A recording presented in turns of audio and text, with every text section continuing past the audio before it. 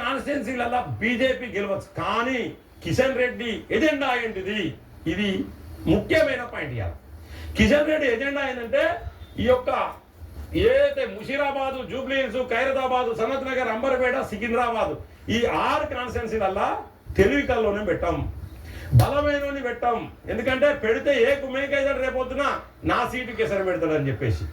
కాబట్టి కిషన్ రెడ్డి కేవలం తన స్వార్థంతో తను బాగుపడడం కోసం ఎవరిని కూడా ఈ 6 కాన్స్టిట్యున్సీలకు తెలివిగల్లోలను, ఫైటర్స్ ను ఎవరిని కూడా ఆ 6 కాన్స్టిట్యున్సీలకు రానివ్వడం లేదు అని సమాచారం అయితే క్లియర్ గా కేంద్ర పెద్దలకు చేరింది, జాతీయ నాయకులకు చేరింది.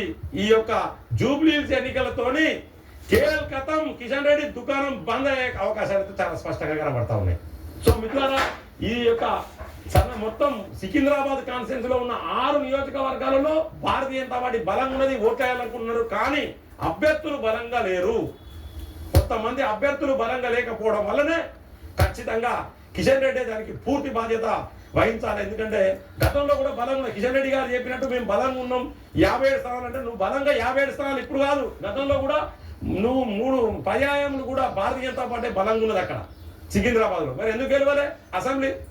ఇక పోతే ముఖ్యంగా అంబర్పేట, సికింద్రాబాద్ గురించి మనం మాట్లాడుకోవాలి. అంబర్పేట, సికింద్రాబాద్ నుంచి వెళ్ళి కిషన్ రెడ్డి గారి సతీమణిని ఎమ్మెల్యేగా రంగంలోకి దింపేందుకు ప్రయత్నాలు జరుగుతున్నట్లు చాలా మంది నాకు సమాచారం ఇచ్చారు. నేను అంబర్పేటలో నిన్నటి రోజున అంబర్పేటలో తిరిగిన, సికింద్రాబాద్ లో తిరిగిన.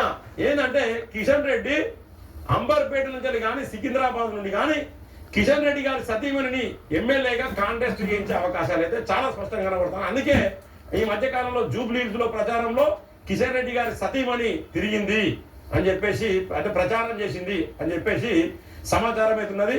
సో మిట్లారా, మరి కుటుంబ పాలనకు స్వస్తి చెప్తాన్నాం. మరి కిషన్ రెడ్డి ఎందుకు పోటీ చేస్తాడు? సికింద్రాబాద్ ఓడిపోతాం కాబట్టి.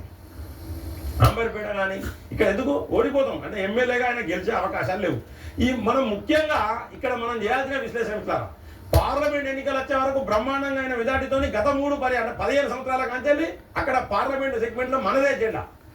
మరి అసెంబ్లీ ఎన్నికలలో ఎందుకు చెప్తలేమంటే ఆడ మోడీని చూసి ఓడెత్తాళ్ళు, బీజేపీని చూసి ఓడెత్తాళ్ళు, ఇక్కడ నాయకులను చూసి ఓట్లెత్తలేరు, నాయకులు గట్టిగా లేరు అని చెప్పేసి బల్ల గుద్ది ఇక్కడున్న రాష్ట్ర నాయకులు కొంతమంది, అలాగే ఆర్ఎస్ఎస్ పెద్దలు కొంతమంది జాతీయ నాయకత్వానికి సమాచారం అందించినట్లు విశ్వసనీయ సమాచారం ఉన్నది. ఇది మీరు రాసుకోండి.